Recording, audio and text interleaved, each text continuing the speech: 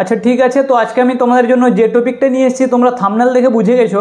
তার আগে তোমাদের আমি একটা কথা বলি, দেখো যে তোমরা যারা ক্লাস 12-এ পড়ছো আর থার্ড সেমিস্টারের এক্সাম তোমাদের 7ই সেপ্টেম্বর থেকে, মানে সেপ্টেম্বরে ফার্স্ট উইক হচ্ছে তোমাদের থার্ড সেমিস্টারের এক্সাম। ওকে, তো এবার আমি এখানে একটা কথা বলে দিই তোমাদের সুবিধার্থে, তোমাদের কিন্তু থার্ড সেমিস্টার যে আছে সেটা পুরোপুরি এমসিকিউ বেসড।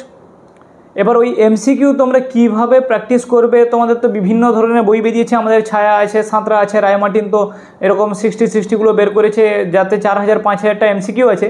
কিন্তু আমাদের কতগুলো এমসিকিউ করতে হবে, কারণ পরীক্ষায় যারা সায়েন্সের সাবজেক্টে 35টা এমসিকিউ থাকবে আর আর্টসের সাবজেক্টে কটা 40টা এমসিকিউ থাকে। তো এই যে 35টা-40টা এমসিকিউ এর জন্য আমাদের কি ওই 5000, 6000, 10,000টা এমসিকিউ প্র্যাকটিস করতে হবে? আর সেগুলো থেকে তবুও কি প্রশ্ন লেগে যাবে, নাকি আমাদের আলাদা করে টেস্ট পেপার পড়তে হবে, নাকি কি পড়তে হবে? এই সব তোমরা বিভিন্ন সমস্যায় ভুগছো, কারণ তোমাদের হাতে সময় কম আছে।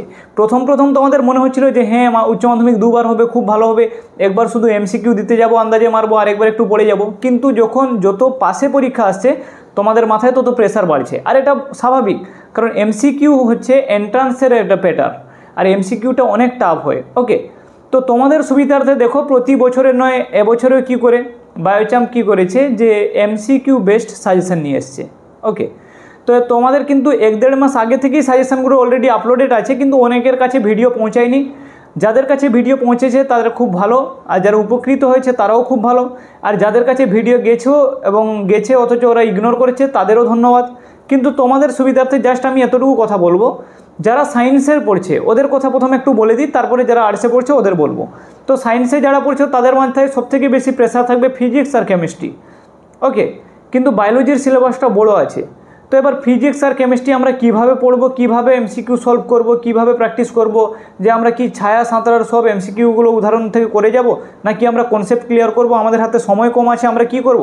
তো যারা এই ধরনের সমস্যার মধ্যে পড়েছে, তো তাদের সমস্যার সমাধান জাস্ট একটু তোমরা থিওরিটাকে ভালো করে পড়ে নাও, আর তোমাদের এমসিকিউ লাগানোর দায়িত্ব বায়োচাম্পের। ওকে, তোমরা থিওরিটা পড়ে কনসেপ্টটা ক্লিয়ার করে নাও, প্র্যাকটিসের জন্য বায়োচাম্পের পিডিএফ নাও।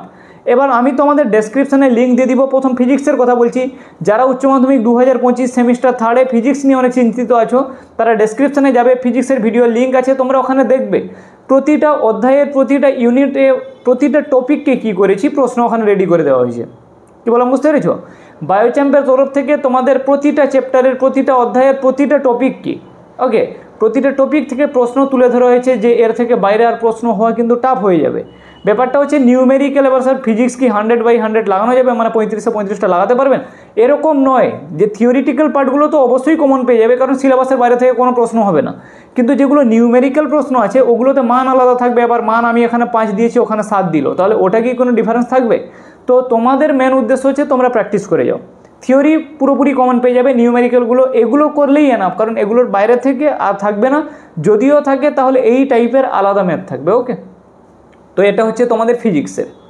ফিজিক্স নিয়ে আর কোনো টেনশন নেই। এখনও যারা ফিজিক্স নিয়ে টেনশন আছো তোমরা যাবে ডেসক্রিপশানে, ওখানে ফিজিক্স বায়োচাম্পের লিঙ্ক দেওয়া থাকবে, ওখান থেকে তোমরা ক্লিক করে ফিজিক্সের পিডিএফটা দেখবে। পিডিএফটা ভালো লাগলে ডেসক্রিপশানে দেওয়া নাম্বার আছে, বা ভিডিও চলাকালীন দেখো নাম্বারটা দেখা যাচ্ছে, এই নাম্বারে হোয়াটসঅ্যাপে মেসেজ করবে, তোমাদের আমি পুরোপুরি সহায়তা করবো যতটা আমার দ্বারা হেল্প করার।